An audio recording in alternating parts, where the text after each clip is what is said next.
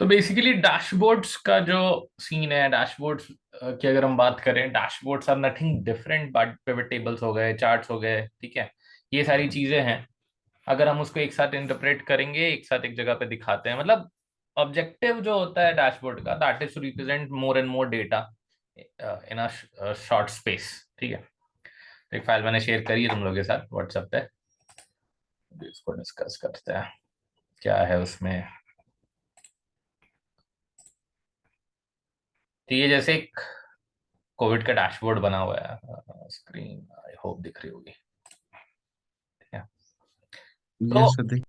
हाँ, तो इसमें क्या क्या है, तो मेरे पास एक डे ऑन डे का ट्रेंड है कि अच्छा, इसका डेटा क्या था बेसिकली, जो कोविड का के कोविड केसेस थे, अब तो खैर नहीं आते, ठीक है। अब तो किस्सा ही खत्म हो गया कोविड का, बट शुरुआती दौर जो था 2020 की बात अगर हम करें, ठीक है, तो उस समय हर दिन there were number of cases coming and increasing day on day, तो डे ऑन डे का ये ट्रेंड है। उसके बाद स्टेट वाइज क्या ट्रेंड था, ठीक है। अच्छा, ये बना किस पे है, तो let's look at the data also, ठीक है। अच्छा, डेटा पे आएंगे, पहले देख लेते हैं यहाँ पे क्या क्या ऑप्शन है। तो हमारे पास जेंडर वाइज इसको बाइफरकेट करने का ऑप्शन है कि आप मेल फीमेल का नंबर्स देख सकते हो यहाँ पे, ठीक है। स्टेट वाइज डिस्ट्रीब्यूशन है, और देर आर 4 स्पेसिफिक स्टेटसेस, ठीक है।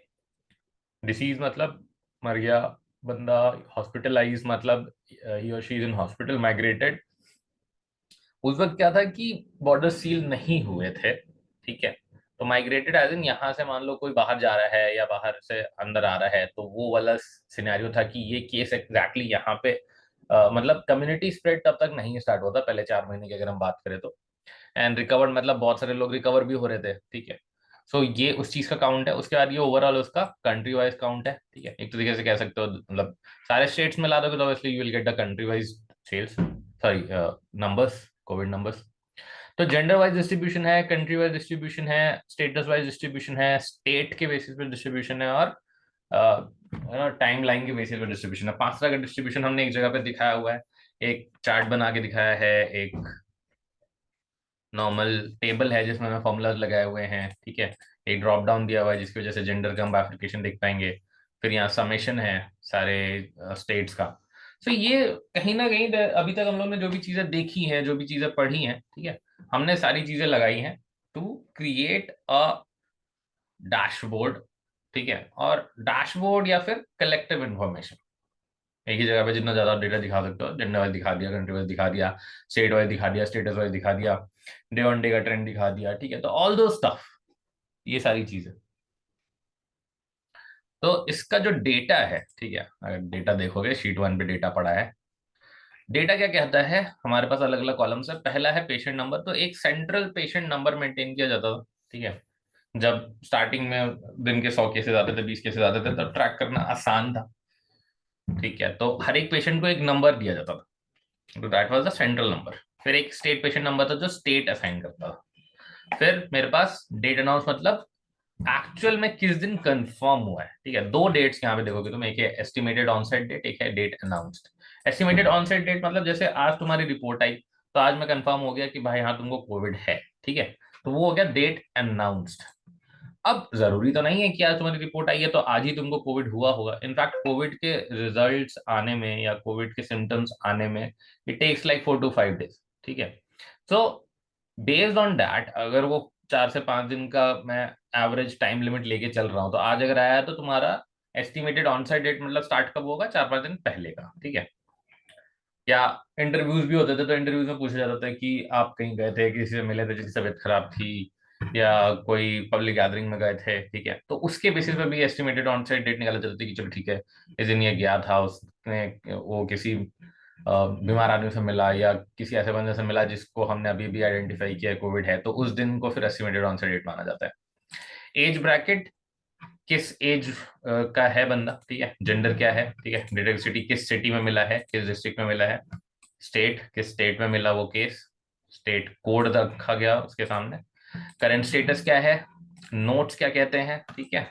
एंड यू हैव किस पेशेंट, कॉन्ट्रैक्टेड फ्रॉम पेशेंट, तो हर एक पेशेंट का जैसा मैं बोला एक सेंट्रल कोड होता था, वो सेंट्रल कोड जो है पेशेंट वाइज हम मेंटेन करते थे कि अच्छा इस पेशेंट को हमने P1 P2 ऐसे करके नाम दे दिया। नेशनलिटी, ठीक है, किस नेशन को बिलोंग करता है, टाइप ऑफ ट्रांसमिशन, जैसे मैंने बोला कि एक लोकल ट्रांसमिशन होता है कि बंदा यहाँ पे है और उसके बगल वाले बंदे को हो रखा है, तो दैट इज लोकल ट्रांसमिशन। अगर वो कहीं बाहर कंट्री से आया है, that is imported. Status change, कब मान लो हॉस्पिटल में गया था, हॉस्पिटल से सही होके आ गया, तो वो स्टेटस चेंज डेट हो जाता है। एंड सोर्सेस, तो जहां पे भी जो भी उनको इन्फॉर्मेशन मिल रही थी, तो lot of different kind of sources देख सकते हो, कोरोना ब्रेक लाइव अपडेट, ठीक है, तो एक वो साइट इन्होंने इंडियन एक्सप्रेस की साइट पकड़ रखी थी, weather.com, इंडिया टुडे, इन सब की साइट्स पकड़ रखी थी, मतलब जहां से जो इन्फॉर्मेशन मिल सकता था, ठीक है, क्योंकि उस वक्त एक एक केस हर कोई मॉनिटर कर रहा था, तो सारे केसेस, सारे सोर्सेज जो भी जहां से अपडेट्स मिल रहे थे वो मेंटेन करते जा रहे थे, ठीक है, दिस इज द इंफॉर्मेशन, और इसके बेसिस पे हमने ये बनाया है, ठीक है। तो डेटा वहां का इस पर्टिकुलर फॉर्मेट में ट्रांसफॉर्म करना, ठीक है। So what are the things that we need, पहले तो ये समझना जरूरी है कि क्या क्या चीजें लगेंगी ये पूरा हमें स्ट्रक्चर बनाने के लिए। तो जैसे जेंडर चाहिए, जेंडर का कॉलम है यहाँ पे, जेंडर का कॉलम है ना। Then you have states, states का इंफॉर्मेशन है मेरे पास, डिटेक्टिव स्टेट है ना। फिर स्टेटस जो दिया हुआ है, स्टेटस कहाँ मिलेगा मेरे को, तो स्टेटस के लिए हमारे पास करंट स्टेटस है, ठीक है। कंट्री वाइज का इंफॉर्मेशन हम इसी से उठा लेंगे, और ये जो है डे ऑन डे का मेरा जो स्टेटस है, डे ऑन डे का स्टेटस हम इससे निकालेंगे, डेट अनाउंस को हम यूज करेंगे डे ऑन डे का स्टेटस निकालने के लिए, ठीक है। और ये मेरा एक अपना हेडर मैंने डाल रखा है, एक बटन भी है, बटन में बात करेंगे, how to create a button, how to work on a button. तो पहली चीज की, जैसा आप देख सकते हो यहाँ पे पीछे का पूरा एरिया ब्लैंक है, ठीक है, I need to remove this, these lines, grid lines, ठीक है। तो व्यू पे जाते हैं हम, और यहाँ से आप ग्रिड लाइन हटा दो, ठीक है, तो ये पूरा कैनवस मेरा क्लीन हो गया। इसका मतलब ये नहीं कि सेल चले गए, देखो अभी भी अगर मैं नेविगेट करूंगा तो वो एक एक सेल करके ही मूव करेगा, ठीक है। तो सेल्स आर स्टिल देयर, हमने बस बॉर्डर्स हटाए हैं, ठीक है। ब्लैंक करने का मतलब ये नहीं है कि सेल चलेगा, सिर्फ बॉर्डर जो हमें दिख रहे थे वो हटाए, just to make it a little bit neat. अब उसमें हेडर डालना है, जैसे तो हेडर ऑब्वियसली तुमको पता है मर्जन सेंटर करना पड़ेगा, ठीक है। आप होम पे जाते हो, मर्जन सेंटर करोगे, या मर्जन सेंटर हो गया,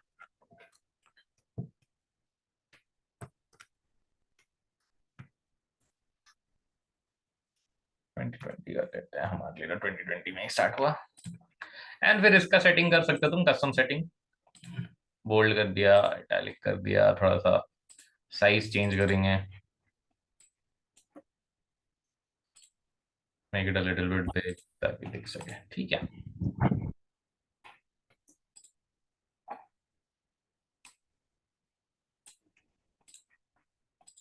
और इसमें क्या क्या चीजें डालनी है हमें, तो एक जेंडर का हमें बाइफरकेशन डालना है, तो let's create drop down. Drop down create करने के लिए हमें क्या चाहिए होगा, हम डेटा वैलिडेशन यूज करेंगे, ठीक है। डेटा वैलिडेशन लिया, लिस्ट मेल फीमेल ऑल, ठीक है। इसके ऊपर मैं मेंशन कर देता हूँ जेंडर, इसका मैं कस्टम का लगा देता हूँ, मेक इट, कुछ भी डाल सकते हो तुम अपने हिसाब से।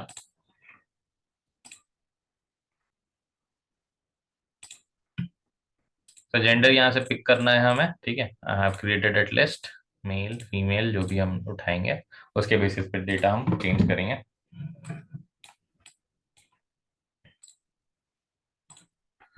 बॉर्डर्स, नेक्स्ट अब मुझे क्या चाहिए, पहले स्ट्रक्चरिंग कर लेते हैं, ठीक है, क्या क्या यहाँ पे चाहिए, स्टेट, डिसीज, ये सब चाहिए, ठीक है। तो अच्छा, अब मुझे ये क्यों पता है कि डिसीज, हॉस्पिटलाइज, माइग्रेटेड, रिकवर्ड ही मेरे स्टेटस होंगे, ठीक है। स्टेटस यहाँ पे है, डिटेक्टेड स्टेट अगर तुम देखोगे, ठीक है। अभी सॉरी, करंट स्टेटस तुम अगर देखोगे, करंट स्टेटस को मैंने कॉपी किया, ठीक है। I can paste it on another column, और यहाँ से अगर मैं डेटा में जा करके डुप्लीकेट्स हटाऊं,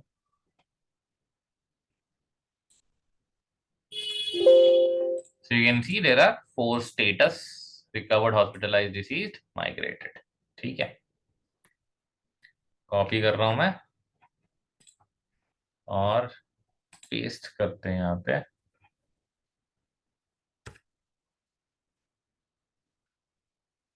ट्रांसपोज, ठीक है, पे स्पेशल में ट्रांसपोज आता है।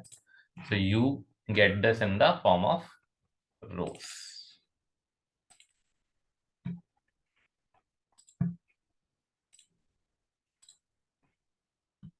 मैं चाह स्टेटस, और ये मुझे स्टेट के बेसिस पे चाहिए।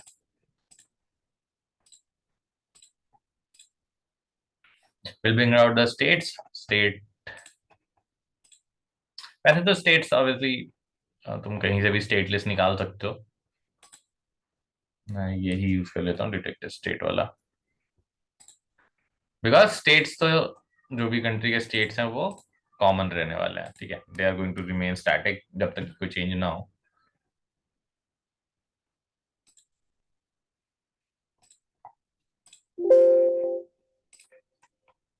So these are the states। यहाँ से कॉपी करते हैं। अच्छा, एक सेकंड।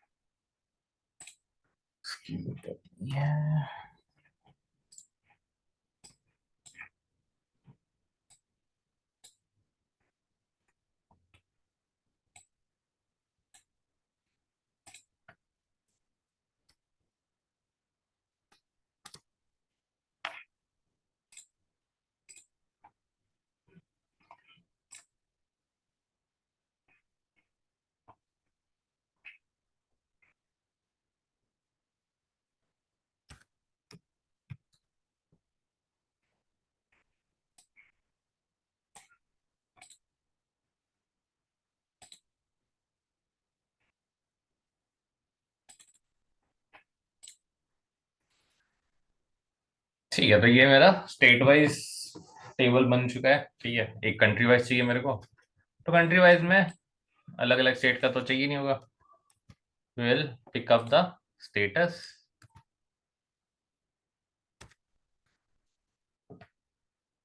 और इसको तुम चाहो तो यहाँ पे एक मर्जन सेंटर कर सकते हो।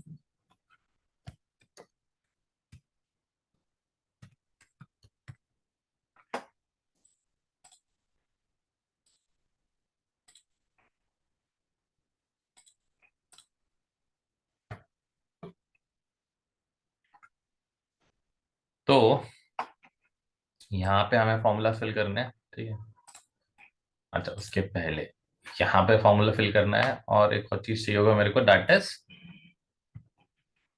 Date wise. ठीक है, अभी डेट वाइज बनाने के लिए मेरे को डेट वाइज नंबर्स भी होने चाहिए पहले मेरे पास। आईडी देता हूँ, उसकी जरूरत नहीं है।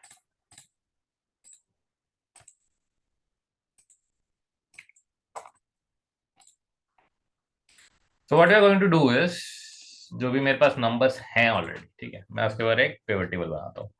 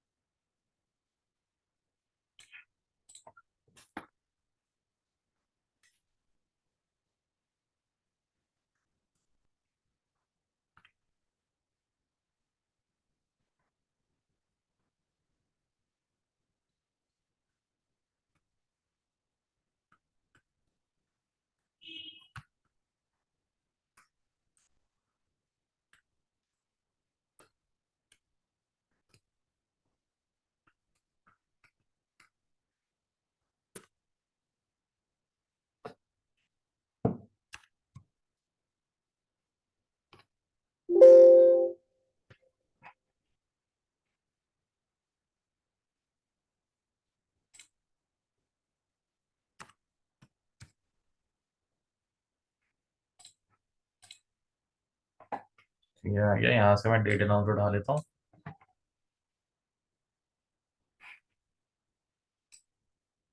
And we need total exactly कितने केसेस थे उस दिन के, तो डेट अनाउंस का ही मैं काउंट ले लूंगा, ठीक है। And also what do we have, इसके साथ में मेरे पास होने चाहिए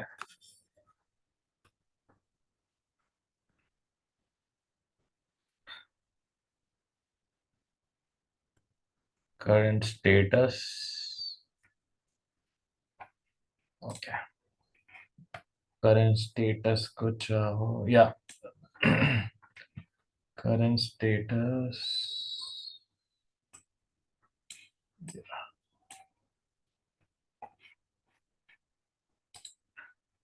ब्लैंक हटा देते हैं हम। तो ये मेरा डे ऑन डे का टोटल नंबर हो गया, ठीक है। यहाँ से भी मेरे को राइट या डिजाइन में जाकर के we can remove the grand totals, ठीक है। यहाँ से भी ब्लैंक हटा देते हैं, ब्लैंक्स। तो ये मेरा डे ऑन डे का हो गया number. We can plot this up, data select करेंगे and C.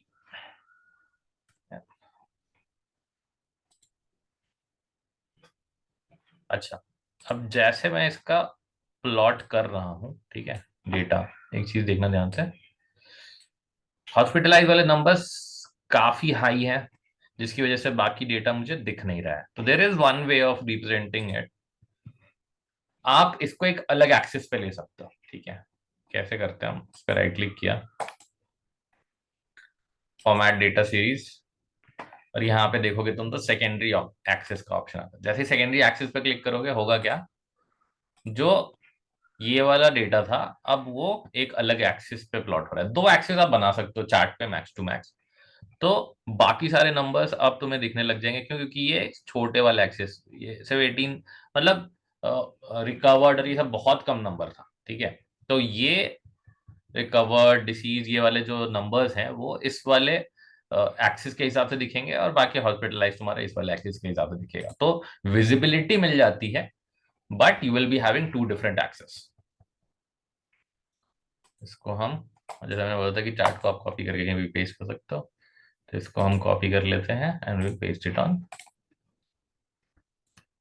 This particular sheet. इसकी जरूरत नहीं है, थोड़ा सा छोटा कर लेते हैं, विजिबिलिटी मिल जाए हमें। एंड ये डे ऑन डे का हो गया मेरे पास नंबर।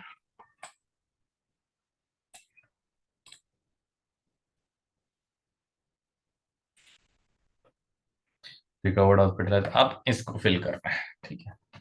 इसको फिल करने के लिए देखो क्या चीज चाहिए मेरे को, मेरे को state wise, status wise count डालना है, ठीक है, पहली चीज। दूसरी चीज, मैं चाहता हूं कि ये जेंडर के हिसाब से भी नंबर चेंज होता जाए। चलो जेंडर वाला केस हम करेंगे बाद में, ठीक है। मोस्ट इंपॉर्टेंटली मुझे क्या चाहिए, मुझे यहाँ पे नंबर इनपुट करना है। अब नंबर जो इनपुट करना है वो कैसे होगा, हमें काउंट चाहिए, और वो भी दो चीजें हैं जो हमें ध्यान में रखनी है। जब भी दो कंडीशंस या एक से ज्यादा कंडीशन की बात होती है तो हम इफ लगाते हैं, और काउंट करना तो count if. Criteria range one, criteria one, criteria range two, criteria two, and so on.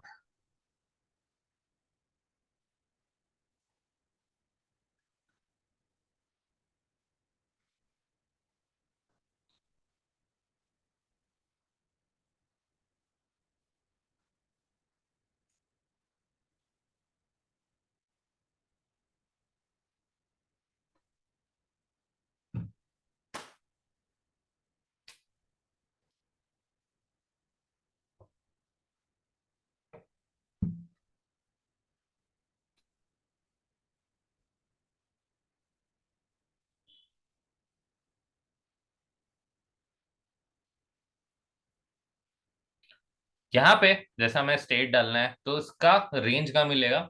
हम शीट वन पे जाएंगे, यहाँ पे मेरे पास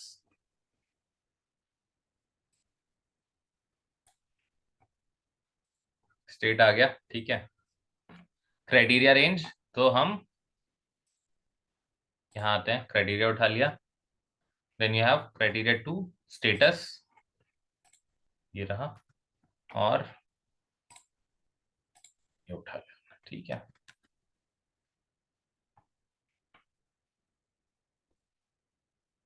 तो हमें क्या करना है, हमें इसको फिक्स करना है, पहले फिक्स कर लेते हैं, फिर देखते हैं क्या हमें ओपन रखना चाहिए। अब देखो मैं क्या चाहता हूं, इसको नीचे की तरफ ड्रैग करना, मतलब रोज चेंज होने चाहिए, ठीक है। जो रेंजेस हैं, ठीक है, रेंजेस ऑब्वियसली चेंज नहीं होने वाली है, पूरा पूरा कॉलम ने उठा रखा है, ठीक है। बट बी कॉलम में मेरा रो चेंज होना चाहिए, ठीक है, यहाँ पे रो ओपन है, कोई दिक्कत नहीं होगा। अब अगर मैं इसको हॉरिजॉन्टली ड्रैग करता हूँ, ठीक है, हॉरिजॉन्टली ड्रैग में क्या होना चाहिए मेरा, ये रिकवर्ड, हॉस्पिटलाइज, डिसीज, माइग्रेटेड वाले कॉलम्स चेंज होने चाहिए, ठीक है, रो सेम रहना है। तो हम क्या कर सकते हैं, हम इसको कहते हैं कि आप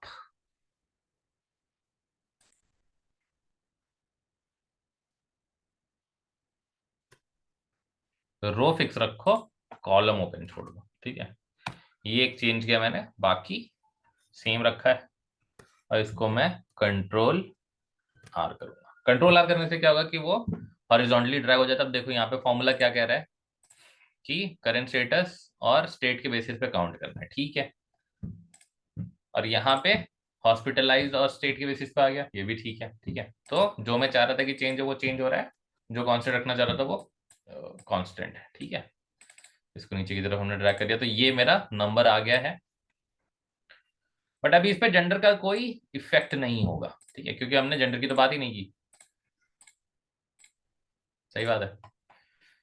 तो how to bring in gender. अब जेंडर को भी इंट्रोड्यूस करना है तो काउंट के फॉर्मूला में जेंडर का प्रेजेंस होना चाहिए, ठीक है। बट हमने जेंडर को काउंट में तो लिया ही नहीं है। तो अब अगर ध्यान से देखो यहाँ पे अभी कोई जेंडर का इसमें रोल नहीं है, मतलब सारे जेंडर को मिलाकर के ओवरऑल डेटा है। इसका मतलब ये कि अगर जेंडर में ऑल सिलेक्टेड होता तो भी यही नंबर आना चाहिए था।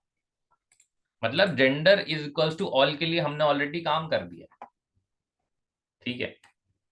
बट अगर जेंडर मेल है या फीमेल है तो उस केस में हमें बाइफर्केशन चाहिए होगा, इसमें एक और एडिशन होगा।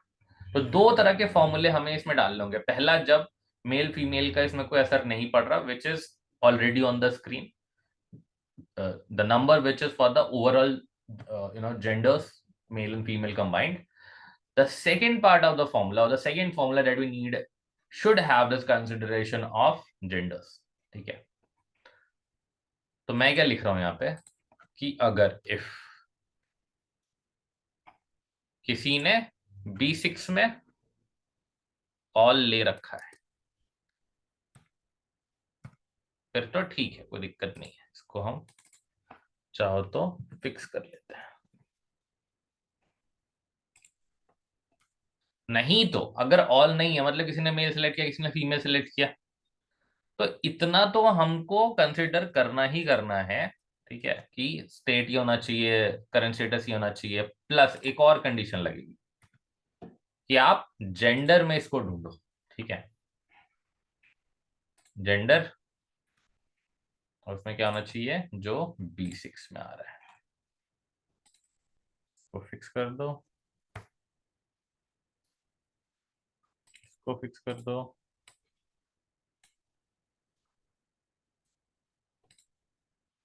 And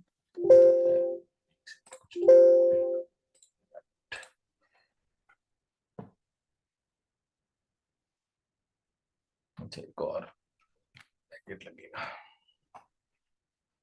and there you have the count.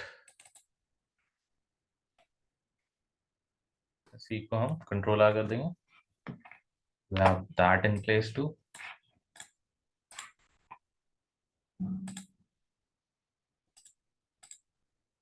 अब तुम देख सकते हो यहाँ पे जेंडर का भी इसमें तुमको इफेक्ट दिखेगा, ठीक है। So we have done the calculations for gender wise numbers, status wise numbers, state wise numbers, day on day के नंबर्स, राइट। कंट्री वाइज कैसे आएगा, so for country wise what you are going to do is, जैसे recovered है, recovered का country wise number क्या होना चाहिए? We just are going to do the sum of all these.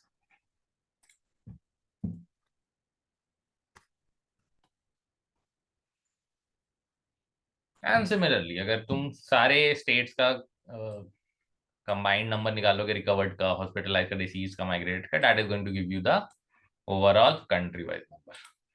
ठीक है, मेक सेंस? यहाँ तक किसी को कोई दिक्कत?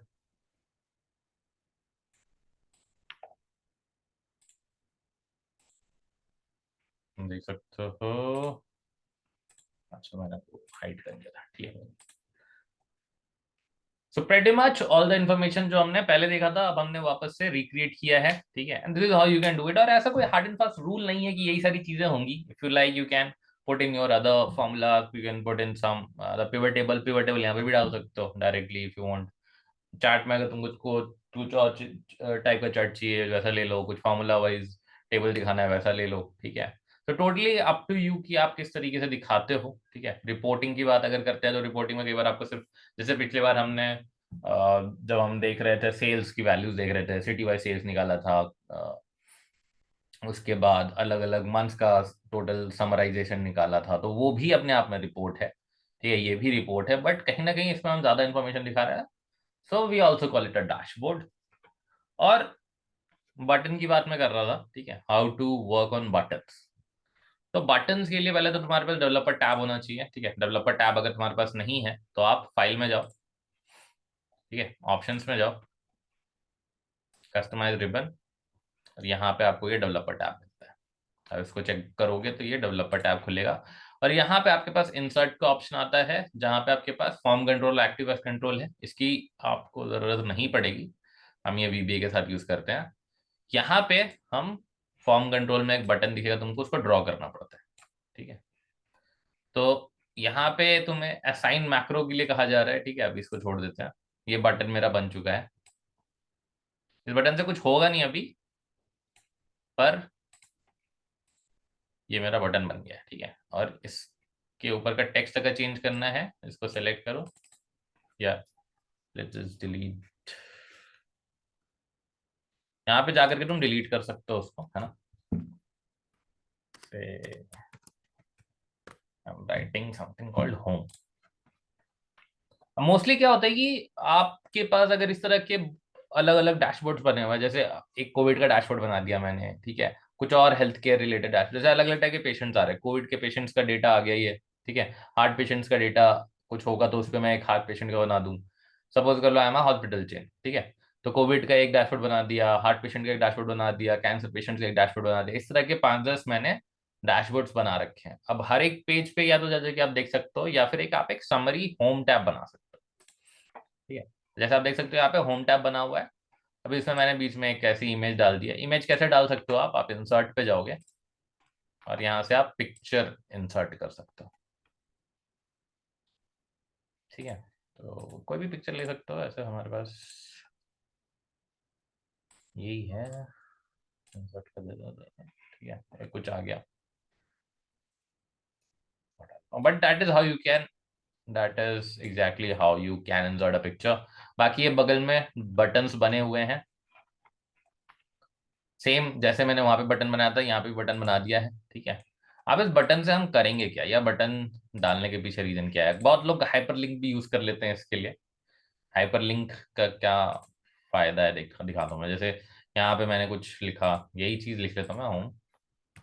हाइपरलिंक यूज होता है आप इधर से उधर जाने के लिए, बट बटन्स पे आप और भी बहुत सारे एक्शन डाल सकते हो। वीबीए में अगर आप देखोगे, वीबी पे जब हम बात करेंगे तो बटन्स के हेल्प से आप एक्शंस भी कर सकते हो काफी सारे।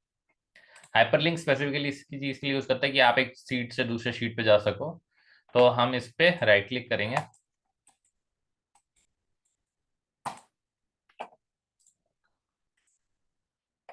या नीचे आ रहा है हाइपरलिंक। हाइपरलिंक में आप स्पेसिफिकली कोई एड्रेस बताते हो, ठीक है। तो मैं कह रहा हूँ प्लेस इन दिस डॉक्यूमेंट, और मुझे होम बटन चाहिए, ओके किया। अब जैसे ये ब्लू हो गया है, ठीक है, इसको मैं क्लिक करूंगा, ये मेरे को होम पे लेके आ जाएगा। सिमिलर काइंड ऑफ एक्टिविटी अगर मेरे को बटन से करनी है, ठीक है, तो बटन पे डायरेक्टली हमको ऐसा लिंक नहीं डाल सकते, इस पे मैक्रोज जाते हैं, असाइन मैक्रो। अभी असाइन मैक्रो मतलब मैक्रो क्या है, ठीक है, ये सवाल आता है कई बार कि मैक्रो क्या है, ठीक है, वीबी और मैक्रो में क्या फर्क है। तो मैक्रो एक तरह का कोड होता है, ठीक है। अब तुम बोलोगे कि हम कोड तो लिखना नहीं आता, तो कोड यहाँ पे लिखने की जरूरत नहीं पड़ती है। एक्सेल में आप कोड जनरेट भी कर सकते हो, ठीक है। स्क्रीन रिकॉर्डिंग का एक ऑप्शन होता है, दिखाऊंगा अभी, उसके हेल्प से आप रिकॉर्ड करके मैक्रो जनरेट कर सकते हो, ये ऑप्शन भी है। बाकी वीबीए में हम बहुत ही पर्सनलाइज लेवल पे जाकर के खुद से लिखते हैं मैक्रोज, और वीबीए के अंदर एक छोटा सा पार्ट है मैक्रो, ठीक है। मैक्रो बस एक छोटा सा पीस ऑफ कोड होता है, वीबीए पूरा एप्लीकेशन है, विजुअल बेसिक एप्लीकेशन, जहाँ पे आप बहुत सारी चीजें कर सकते हो। You can create user interfaces also. उसका एक छोटा सा पार्ट है मैक्रो, जो हम कोड लिखते हैं उसी को मैक्रो कहते हैं, जो वीबीए के अंदर हम लिखते हैं, ठीक है। तो वीबीए और मैक्रो में अगर कोई आपसे डिफरेंस पूछे, VBA is the application, Visual Basic application, in which we write macros. Macros are a part of VBA. We can do many other things with VBA, ठीक है, बड़ा यूनिवर्स है, और उसका एक छोटा सा पार्ट है मैक्रो। तो यहाँ पे मैं क्या कर रहा हूँ, असाइन मैक्रो। यहाँ पे आपके पास ऑलरेडी जो एग्जिस्टिंग मैक्रोज है आप वो यूज कर सकते हो, या फिर आप रिकॉर्ड पे अगर क्लिक करोगे तो आप खुद का मैक्रो रिकॉर्ड कर सकते हो, ठीक है। तो यहाँ पे मैं लिख रहा हूँ होम, क्योंकि मेरे को होम पे जाना है, ठीक है। शॉर्टकट की आप कोई डालना चाहते हो तो डाल सकते हो, मैं अभी उसमें कुछ ऐसा नहीं डाल रहा, ओके करता हूँ। और ये जो है, इसने रिकॉर्डिंग स्टार्ट कर दी है। मैं होम पे आता हूँ, डेवलपर पे जा करके,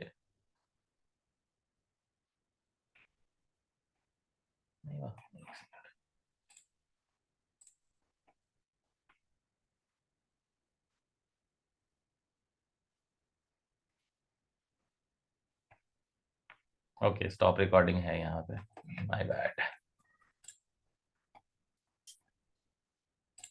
जैसे करता हूँ record macro, call it home to,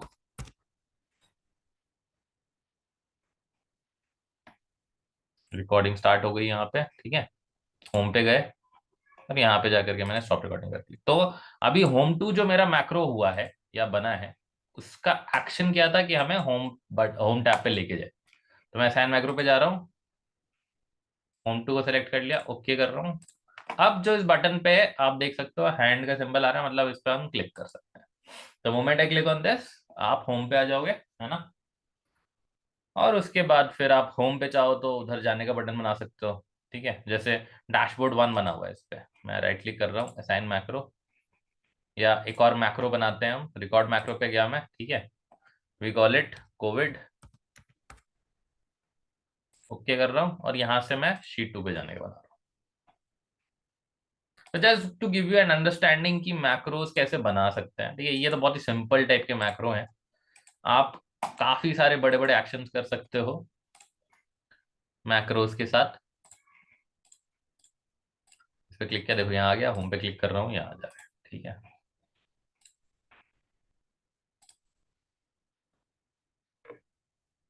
तो ये एक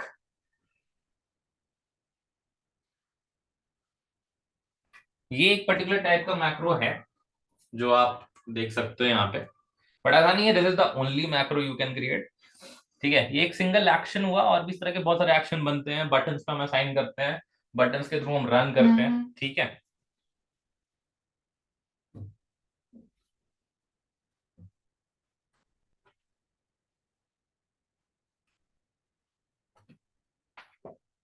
बताओ कोई क्वेश्चन है इसमें अभी तक तो,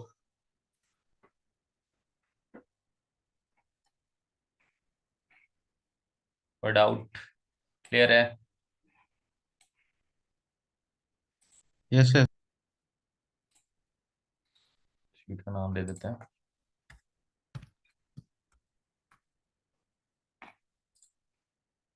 सर ये जेंडर से कैसे अलग होगा सर? हाँ, जेंडर का हमने यहाँ पे फॉर्मूला डिफाइन किया था ना, कि अगर B6 में ऑल सेलेक्टेड है तो प्लेन एंड सिंपल आप स्टेट और करंट स्टेटस के बेसिस पे काउंट कर लो, ठीक है। अगर ऑल सेलेक्टेड है, ऑल सेलेक्टेड मतलब मेरे को फर्क नहीं पड़ता। लेकिन अगर ऑल सेलेक्टेड नहीं है, इफ स्टेटमेंट में जो सेकंड पार्ट है, अगर ये फॉल्स है, ऑल नहीं है, मतलब या तो किसी ने मेल सेलेक्ट किया तो फीमेल सेलेक्ट किया है। तो मैंने शीट 1 का जेंडर वाला कॉलम उठाया और उसमें बोल दिया कि B6 में जो भी सिलेक्टेड है उसके लिए फिल्टर कर लेना। तो अगर किसी ने मेल सेलेक्ट किया तो ये क्या करेगा, पहले जहां पे सिर्फ स्टेट और करंट स्टेटस के